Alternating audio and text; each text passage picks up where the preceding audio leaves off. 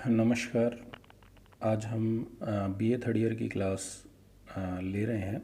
सबसे पहले आप सभी को पता है कि हमारे भूगोल के तृतीय वर्ष के अंदर दो पेपर चलते हैं।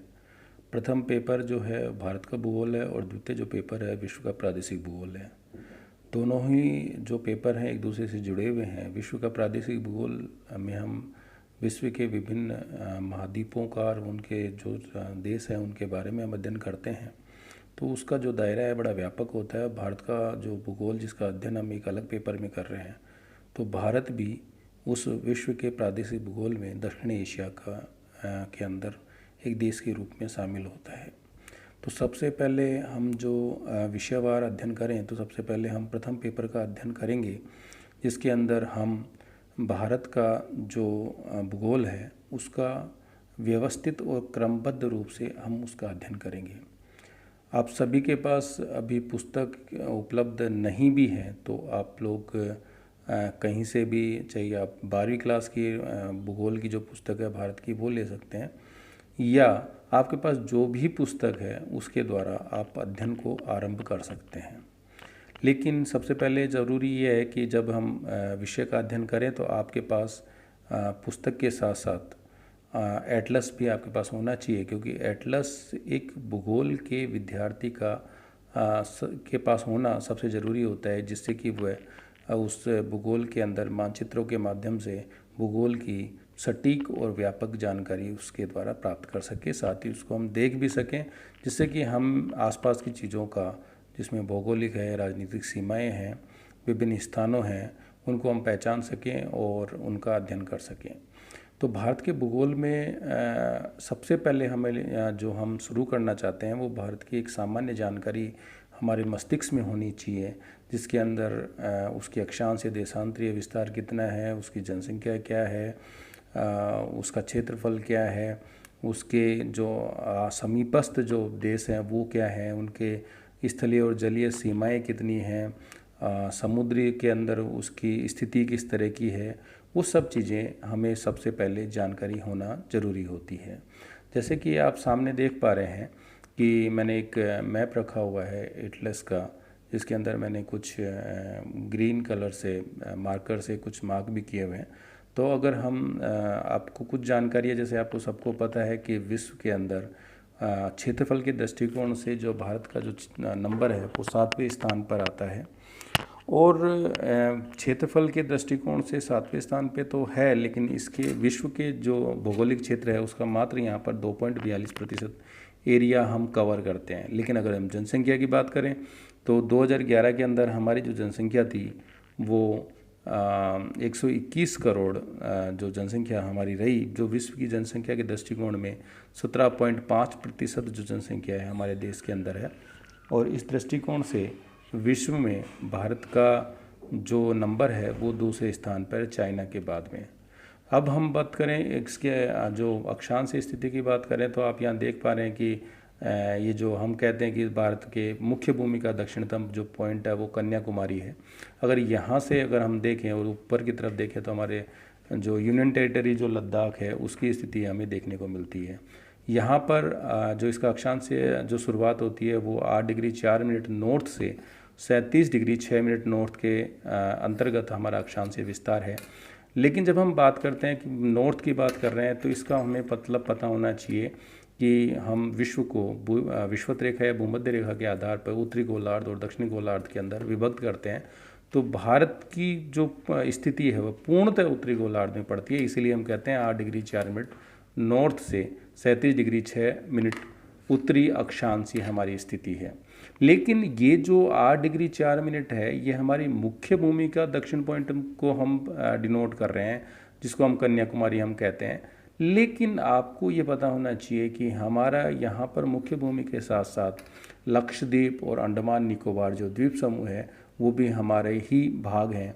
तो उस दृष्टिकोण से देखें तो भारत का जो दक्षिणतम जो पॉइंट है वो हमारा जो निकोबार द्वीप समूह है उसका जो सबसे जो सदर्न मोस्ट है उसको हम इंदिरा पॉइंट कहते हैं, जिसको पहले पिग्मोलियन पॉइंट के नाम से भी जाना जाता था। और इसका जो अक्षांश स्थिति है वो 6 डिग्री 45 मिनट के समीप है। अगर आपसे सवाल यहाँ पूछा जाता है कि भारत का दक्षिणतम पॉइंट कौन सा है, तो आपको इंदिरा पॉइंट के हिसाब से आपको अक्षांश स्थिति का भी पता होना चाहिए। लेकिन आपसे पूछा जाता है कि मुख्य भूमि का दक्षिणतम पॉइंट कौन सा है, तो आपको यहाँ कन्याकुमारी के हिसाब से आपको अक्षांश स्थिति आपके दिमाग में होनी चाहिए। दूसरी बात है हमारा कि इसका जो विस्तार हमने जैसे कहा कि अक्षांशीय जो है आपके 37 डिग्री 6 मिनट तक है, तो ये अभी आपके लिए एक नया वो है कि ये पुराना नक्शा था। यहाँ में जम्मू कश्मीर को हम एक सेपरेट स्टेट के रूप में देख पा रहे हैं, लेकिन आपने देखा होगा कि अब उसको दो भागों में, इसको यूनियन टेरिटरी के अंदर हम तब्दील कर दिया है कि जम्मू एंड कश्मीर और लद्दाख वाला एरिया। तो जो हमारा उत्तरतम वो जो पॉइंट पड़ता है वो लद्दाख यूनियन टेरिटरी में पड़ता है। इसको हम इंदिरा कोल के नाम से जाना जाता है, जिसकी जो अक्षांश स्थिति 37 डिग्री 6 मिनट नॉर्थ अक्षांश के समीप रहेगी। तो इसका मतलब ये हुआ, आप इसको याद कर सकते हैं, दक्षिणतम पॉइंट के अंदर भी इंदिरा है, नॉर्थम पॉइंट में भी इंदिरा है। उसको जो उत्तरतम पॉइंट है उसको हम इंदिरा कोल कहते हैं, और उसको जो दक्षिणतम जो पॉइंट है उसको हम इंदिरा पॉइंट कहते हैं। अब हमारी जो देशांतरीय स्थिति है वो भी हमारे दिमाग में होनी चाहिए कि भाई हमारा जो देशांतरीय विस्तार जो है, तो यहाँ भी हम देखें तो भारत कंप्लीटली अगर विश्व के नक्शे के दृष्टिकोण से देखें तो वो आपके पूर्व के अंदर आता है। क्योंकि जो अगर हम देशांतर रेखाओं की बात बोले तो हम उसको 0 डिग्री अक्षांश जो 0 डिग्री जो देशांतर रेखा है उसको ग्रीनविच रेखा भी कहते हैं। तो हमारी स्थिति पूर्णतः जो पूर्व दिशा के अंदर ग्रीनविच रेखा से होने के कारण हमारा जो देशांतरी विस्तार जो होता है वो पूर्णतः पूर्व में होगा।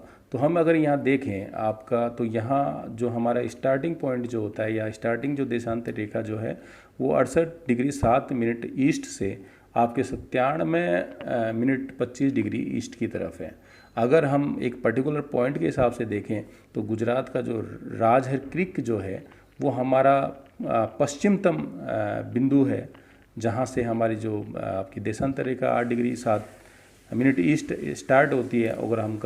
अगर हम सबसे पूर्वोत्तर उसकी बात करें तो आपके अरुणाचल प्रदेश के अंदर वालांगू जो जगह है वो उसको इंगित करती है। अब हमारे दिमाग में जब इसका हम अध्ययन कर रहे हैं तो हमारा ये जो स्थितियां हैं, हमारे यहाँ पर आपके पश्चिम के अंदर अरब सागर है, पूर्व के अंदर आपके बंगाल की खाड़ी है, दक्षिण के अंदर हिंद महासागर है। तो भारत की जो स्थिति है सामुद्रिक दृष्टिकोण से देखें तो प्रायद्वीप ही है। तो हमें ये ज़रूरी होता है कि हम प्रायद्वीप को समझें। तो प्रायद्वीप वह भूभाग होता है जो तीनों ओर से समुद्र से घिरा हुआ हो और उसका एक भाग मुख्य भूमि से जुड़ा हुआ। आप देख पा रहे हैं कि इधर आपके अरब सागर है, इधर आपके बंगाल की खाड़ी है, दक्षिण के अंदर आपके जो है हिंद महासागर की स्थिति है। अब हमें ये पता होना चाहिए कि भाई हमारी जो स्थलीय सीमा कितनी है, जलीय सीमा कितनी है। तो अगर हम देखें तो हमारी जो टोटल स्थलीय सीमा है वो आपके 15,106 किलोमीटर है, जबकि हमारी टोटल जो जलीय सीमा है वो 7,516 किलोमीटर है। टोटल का मतलब ये नहीं है कि भाई हमने मुख्य भूमि की बात कर दी, इसके अंदर हमारा लक्षद्वीप की जो ओशनिक बाउंड्री है वो भी शामिल हो जाएगी, अंडमान निकोबार की भी जो जलीय सीमा है वो भी शामिल हो जाएगी। अगर हम केवल मुख्य भूमि की बात करते हैं तो इस मुख्य भूमि की जो जलीय सीमा है वो लगभग 6100 किलोमीटर है। इसके बाद हम ये देखते हैं कि जब हम अध्ययन कर रहे हैं आगे हम जो हमारे अंतर्राष्ट्रीय संबंध हैं उनका भी हम भारत के भूगोल के अंदर जब हम व्यापार की बात करते हैं तो वहाँ इनका अध्ययन किया जाता है। तो हमें ये पता होना चाहिए कि हमें हमारे जो समीपस्थ जो हमारे जो नेबरिंग जो कंट्रीज़ हैं वो कौन कौन से हैं। तो आप सब जानते हैं कि यहाँ जो है पश्चिम के अंदर आपके पाकिस्तान की स्थिति है, या बिल्कुल नॉर्थ और नॉर्थ वेस्ट की तरफ आपके अफ़गानिस्तान की स्थिति है। यहाँ आप देख पा रहे हैं तो यहाँ चाइना की स्थिति है, क्योंकि पहले हमारे तिब्बत भी था लेकिन हमने वन चाइना पॉलिसी के तहत चाइना को तिब्बत को चाइना का पार्ट हमने मान लिया है। तो यहाँ चाइना की स्थिति है। यहाँ आप देख पा रहे हैं ये नेपाल है, और यहाँ आप देख पा रहे हैं ये भूटान है। इधर की तरफ अगर ईस्ट की बात करें तो यह म्यांमार है, और यहाँ हम बात करें जो चारों दिशाओं से घिरा हुआ है भारत से, तो ये बांग्लादेश की स्थिति है। इन सामान्य जानकारी के अंदर हमें ये भी पता होना चाहिए कि इन अंतर्राष्ट्रीय सीमाओं का हमें ज्ञान हो। तो पाकिस्तान से जो हमारी सीमा जुड़ी हुई है, जो गुजरात से प्रारंभ होकर जम्मू कश्मीर यूनियन टेरिटरी तक जा रही है, लद्दाख तक जा रही है। तो इसकी जो है इसको हम रेड क्लिफ कहते हैं। और राजस्थान की बात करें तो इसकी जो दूरी है 1070 किलोमीटर है, लेकिन अगर टोटल रेड क्लिफ की बात करें तो ये 3323 किलोमीटर आपके पड़ती है। दूसरी बात है कि जो आपके जो यूनियन टेरिटरी लद्दाख है उससे आपके कुछ सीमा अफ़गानिस्तान की जुड़ी हुई है, जहां पाकिस्तान, अफ़गानिस्तान और भारत एक ट्रायंगल सा बनाता है। तो इस जगह की जो हमारी लंबाई अफ़गानिस्तान से जो है वो लगभग 106 किलोमीटर है, जिसको हम डुरंड लाइन के नाम से जाने जाती है। इधर की तरफ अगर हम देखें नॉर्थ के अंदर, तो सबसे आपको चाइना से हमारी एक लंबी सीमा देखने को मिलती है, जिसको हम मैकमोहन रेखा के नाम से जाना जाता है। यानी भारत और चाइना की जो अंतर्राष्ट्रीय सीमा है उसको हम मैकमोहन रेखा के नाम से जाना जाता है।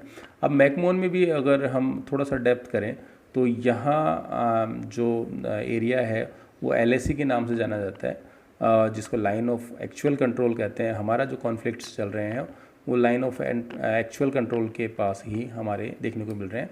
हाँ, इधर की तरफ आप जाते हो, अरुणाचल की तरफ जाते हैं, तो वो एक मैकमोहन रेखा के रूप से उसे जाना जाता है। तो ये जो सीमाएं हैं, ऐसा नहीं है कि स्पष्ट रूप से हमने रेखांकित किया है भौगोलिक दृष्टिकोण से, क्योंकि ये पर्वतीय क्षेत्र है तो उसको सीमांकित नहीं किया गया है।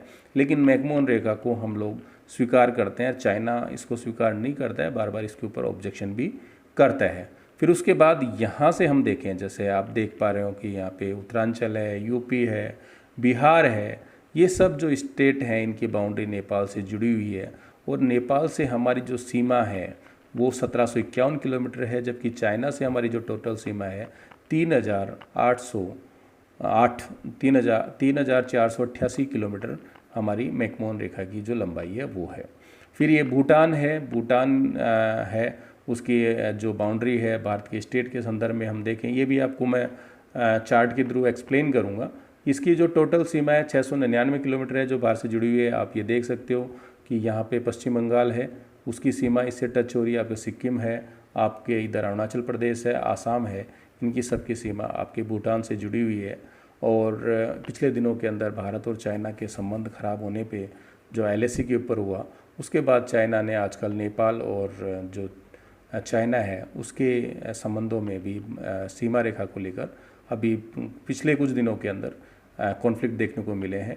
उसका कारण यही है कि वो यहाँ पर चीन अपने अधिकार की बात करता है, और उसका कारण यही है कि वो हमारा जो तवांग एरिया है उसके ऊपर अपने अधिकार की मांग करता है। तो ये चीज़ें आपके दिमाग में होनी चाहिए। फिर हमारे इधर की तरफ आप वेस्ट के अंदर जाते हैं तो हमारी लंबी सीमा है जो म्यांमार से लगी हुई है, जो 1648 किलोमीटर के लगभग है।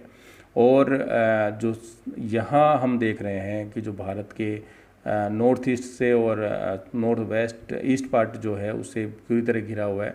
जो बांग्लादेश है उससे हमारी जो सीमा है 4096.7 किलोमीटर है। जो आप देखेंगे तो जितने भी हमारे समीपस्थ देश हैं उससे सबसे लंबी अगर आपकी बाउंड्री किसी से जुड़ी हुई है तो वो जुड़ी हुई है आपके बांग्लादेश से ही। आपसे सवाल पूछा जा सकता है कि आपके जो थर्ड ईयर के पेपर में ऑब्जेक्टिव सवाल भी आते हैं, आप कंपटीशन की तैयारी कर रहे हैं तब भी ये सवाल आते हैं, तो कहीं ना कहीं आपके दिमाग में या तो चीन की सीमा या पाकिस्तान की सीमा आपके दिमाग में रहती है कि सबसे लंबी जो सीमा है भारत की वो इनसे है। लेकिन आप देख पा रहे हैं कि सबसे लंबी जो बाउंड्री रेखा हमारी है वो आपके बांग्लादेश से है, जो 4096.7 किलोमीटर है।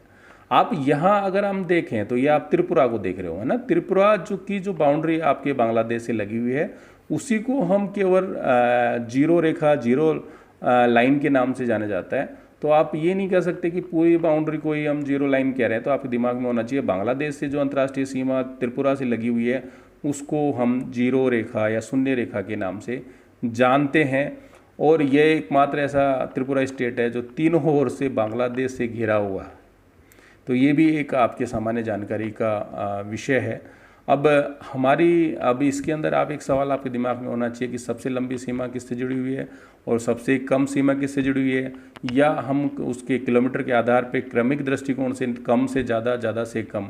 तो आप इसका स्क्रीनशॉट ले सकते हैं, उसके ऊपर मैंने सारी जो लंबाई है वो आपको दिखाई हुई है। आप इसमें कंप्लीट नक्शे में भी आप इसका स्क्रीनशॉट लेंगे तो आपको ये सारी लंबाई आपको देखने को मिलेगी। अगर हम नॉर्थ से साउथ का हमारी दूरी की बात करें तो आपको ये चीज़ पता होनी चाहिए, वो है 3214 किलोमीटर। जैसे मैंने यहाँ आपको लिखा है, नॉर्थ से साउथ तक की टोटल दूरी हमारी 3214 किलोमीटर है, जबकि आपके पश्चिम से पूर्व तरफ की जो कुल लंबाई है वो भी आपको पता होनी चाहिए, वो आपके 2933 किलोमीटर है। लेकिन यहाँ एक आपके लिए बड़ा रोचक एक जानकारी आपको पता होनी चाहिए कि हमारा अक्षांशीय और देशांतरीय विस्तार लगभग 30 डिग्री है। लेकिन अगर आप देख रहे हैं तो आपके दिमाग में सर आप पूछ सकते हैं कि सर इनकी दूरियों में अंतर है, लेकिन अक्षांश और देशांतर रेखाएं जो हैं, हमारा अक्षांश और देशांतर विस्तार डिग्री के आधार पर दे तो लगभग 30 डिग्री है। तो ये कैसे हो सकता है, क्योंकि ये तो 2933 किलोमीटर है, ये 3214 किलोमीटर है।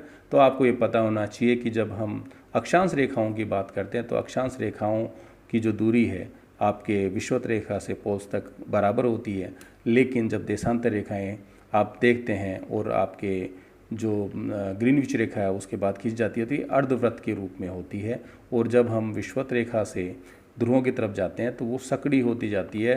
तो यही कारण है कि इसके क्षेत्र जो पूर्व पश्चिम से पूर्व विस्तार कम हो जाने के बावजूद भी हमारा अक्षांशीय और देशांतरीय जो डिग्री है वो लगभग बराबर बनी हुई है। अब आप ये एक फिर मैं आपको एक चार्ट के रूप में चीज़ दिखाना चाह रहा हूँ। ये आपके लिए बड़ा स्क्रीनशॉट आप ले सकते हैं, आपके लिए जानकारी भी आपकी हो जाएगी। अब आपके जैसे कुछ पॉइंट्स हैं जो मैंने आपको किया है, आप स्क्रीनशॉट ले सकते हैं। जो मानक समय रेखा होती है, अब मानक समय रेखा का जो है 82.5 डिग्री 30 मिनट जो पूर्वी देशांतर है भारत में मानक अक्षांश रेखा माना जाता है, जो इलाहाबाद के समीप नैनी से गुजरती है। और मानक समय किसी भी देश के स्थानिक समय को ज्ञात करने के लिए इस मानक समय का निर्धारण किया जाता है। और ये हमेशा आपको पता होना चाहिए कि ये मानक अक्षांश रेखाएं जो होती हैं वो किसी देश के लिए एक भी हो सकती हैं और एक से अधिक भी हो सकती हैं। चाइना, यूएसए, रशिया, इनकी जो मानक अक्षांश रेखाएं हैं वो एक से अधिक है, क्योंकि इनका जो पूर्व से पश्चिमी जो विस्तार है वो जो है काफ़ी अधिक है, देशांतरीय विस्तार जो काफ़ी अधिक है। तो समय के अंदर कोई समस्याएं नहीं आए उसके लिए इन मानक अक्षांश रेखाओं का निर्धारण किया जाता है। लेकिन ये हमेशा आपको एक अंतर्राष्ट्रीय नियम बनाए हुए हैं कि जो मानक अक्षांश रेखाएं जो होती हैं वो हमेशा 7.5 डिग्री 60 डिग्री 30 मिनट के गुणांक में ली जाती है। क्योंकि आप देखते हैं कि जब देशांतर रेखाओं की हम बात करते हैं तो हम जब ग्रीनविच रेखा से बात करते हैं तो 15 degree 30 degree 45 degree 60 degree 75 then 90 degree, ठीक है। तो इस तरह से चलती हैं, और आपके वेस्ट में भी इसी तरह से चलती हैं। तो किसी भी देश की अगर मानक अक्षांश रेखा होगी तो वो 7.5 डिग्री के गुणांक में होगी। जैसे भारत है, 75 डिग्री को नहीं मान सकते थे, हमने उसके अंदर 7.5 डिग्री और ऐड कर दिया, तो हमारी 82.5 डिग्री जो पूर्वी देशांतर रेखा है उसको हमने मानक अक्षांश रेखा माना है। अब नक्शे के अंदर भी आपको चीज़ें पता होनी चाहिए कि मानक अक्षांश रेखाएं, आपसे सवाल पूछा जा सकता है कि जो भारत की जो मानक अक्षांश रेखा 82.5 डिग्री 30 मिनट पूर्वी देशांतर है वो कौन कौन से स्टेट से गुजरती है। तो 5 स्टेट हैं जिनसे वो गुजरती है। ये आप स्क्रीनशॉट भी ले सकते हैं कि उत्तर प्रदेश, मध्य प्रदेश, छत्तीसगढ़, उड़ीसा और आंध्र प्रदेश। अब एक है आपकी कर्क रेखा। आपने कर्क रेखा पढ़ी होगी, आपने विषुवत रेखा पढ़ी है, आपने मकर रेखा पढ़ी है।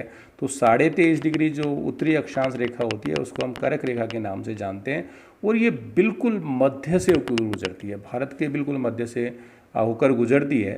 तो आपको ये भी पता होना चाहिए कि भारत के कौन कौन से स्टेट हैं जिनसे कि आपके कर्क रेखा गुजरती है। तो गुजरात, राजस्थान, मध्य प्रदेश, छत्तीसगढ़, झारखंड, पश्चिम बंगाल, त्रिपुरा और मिजोरम, इन स्टेट से आपके जो कर्क रेखा गुजरती है। तो आपके पास मानचित्र के अंदर आप खुद देखेंगे तो आप उसको देख पाएंगे कि 23.5 डिग्री नॉर्थ अक्षांश जो है, जिसको हम कर्क रेखा कहते हैं, इन स्टेट से होकर गुजरती है।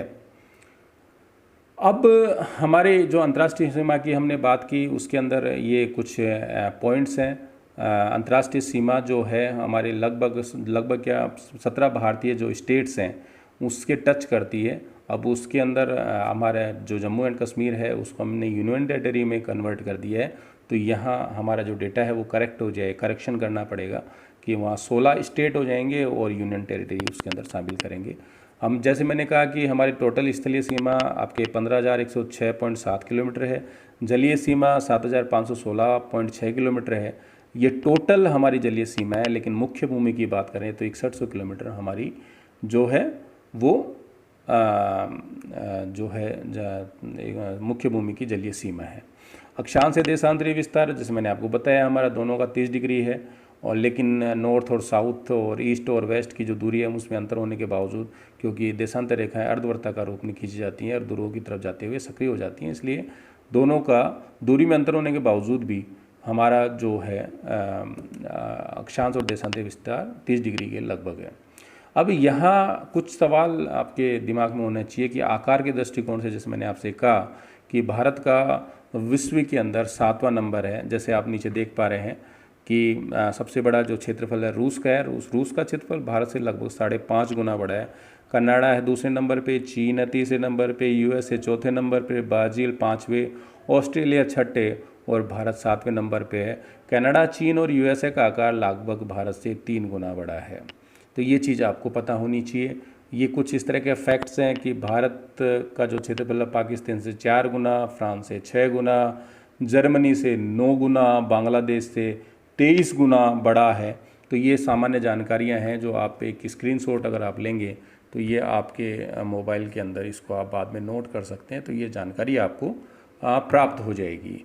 अब उसके बाद हम और कोई जानकारियां हैं जो मैंने आपसे बताई है अंतर्राष्ट्रीय सीमाओं के संदर्भ में, तो जैसे आप इसका भी स्क्रीनशॉट ले लें। मैं आपको बता चुका कि किन किन जो देश हैं उनसे हमारी कितनी अंतर्राष्ट्रीय सीमा लगती है, तो ये इसका आप स्क्रीनशॉट लेंगे।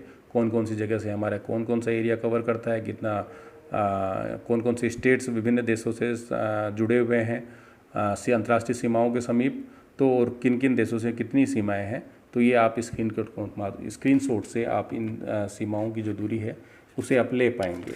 अब हम थोड़ा सा कुछ इस तरह के विषय हैं कि भारत के बारे में कि कुछ चीज़ें इस तरह की हैं कि भारत के जो विकास किस तरह से, विकास इन द सेंस क्या भारत प्रारंभ से ही जो इसकी स्थिति है दक्षिण एशिया में का पार्ट रहा है या यूरेशिया का पार्ट रहा है, तो कुछ इसके विकास से संबंधित सामान्य जानकारी है जो आपको मैं देना चाहूँगा। और ये चीज़ें आपने फर्स्ट ईयर के भूगोल के अंदर भी पढ़ी है। पहले जो दुनिया थी पूरी तरह जुड़ी हुई थी, पूरे स्थलीय भागों के रूप में संबंधित थी, जिसे हमने पेंजिया कहा, चारों तरफ एक समुद्र था। ये आपको रिकॉल करवाने के लिए जिसको हम पेंजिया कहते थे, फिर इसके अंदर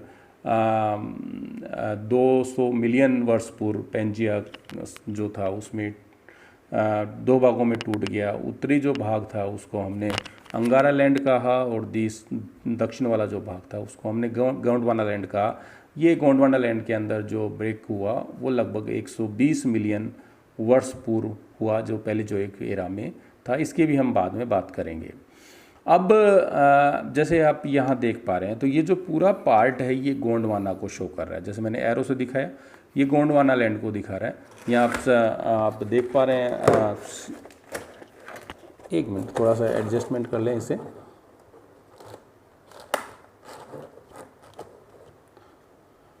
ये देख पा रहे हैं कि ये साउथ अमेरिका है, ये अफ्रीका है, अंटार्कटिका है, ऑस्ट्रेलिया है, और ये आप जो देख पा रहे हो ये मेडागास्कर और ये इंडिया है। तो ये गोंडवाना लैंड के रूप में था और लगभग 120 मिलियन वर्ष पूर्व इसमें ब्रेक हुए और ये अलग अलग दिशाओं के अंदर इन्होंने मूवमेंट किया और आज की वर्तमान स्थिति के अंदर आपको देखने को मिलेगा। तो इसका मतलब ये हुआ कि जो प्रायद्वीपीय भारत है ये अगर भूगर्भिक दृष्टिकोण से देखें तो ये यूरेशिया का पार्ट ही है। इसका मतलब ये जो है ये पार्ट है गोंडवाना लैंड का, आप ये देख पा रहे हो। अब ये प्रूव कैसे करें कि भाई ये ऐसा था, गोंडवाना लैंड का भाग रहा, तो इसके ऊपर हम थोड़ी सी चर्चा करेंगे। तो हमारा जो गुजरात वाला एरिया है और कीनिया वाला जो एरिया है, यहाँ पर दोनों ही जगह पे हमें डायनासोर के अंडे देखने को मिलते हैं। जिससे ये प्रूव होता है कि किसी समय आपका गुजरात वाला ये पार्ट और कीनिया वाला ये जो पार्ट एक दूसरे से जो ये पार्ट आप देख पा रहे हैं ये इंडिया का गुजरात और ये आप कीनिया, अगर जब आप एटलस में देखेंगे तो यहाँ आप देखने को मिलेगा, तो यहाँ एक दूसरे से जुड़े हुए थे। फिर उसके बाद हम कर्नाटका और मेडागास्कर की बात करें तो आप यहाँ नीचे की तरफ जाइए तो आपको कर्नाटका और ये मेडागास्कर है। तो यहाँ जो धारवाड़ क्रम की चट्टानें जो आपके कर्नाटक के अंदर, इसका पूरा एक चैप्टर है जिसके ऊपर हम बात करेंगे। तो इन चट्टानों की जो संरचना है, कर्नाटक वाला एरिया और मेडागास्कर की संरचना में काफ़ी समरूपता है। इससे ये सिद्ध होता है कि यहाँ ये एक दूसरे से जुड़े हुए थे। जो और उसके बाद 80 मिलियन वर्ष पूर्व भारत का